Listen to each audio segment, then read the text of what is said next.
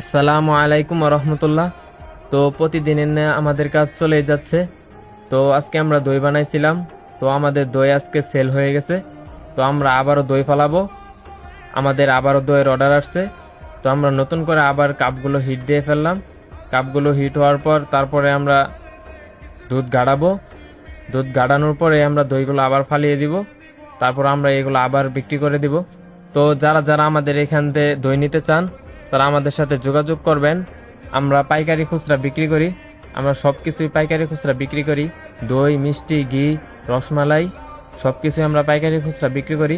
তো সকলে আসবেন, সকলে আইসা দেখে মাল নিয়ে যাবেন। সকলে ভালো থাকবেন।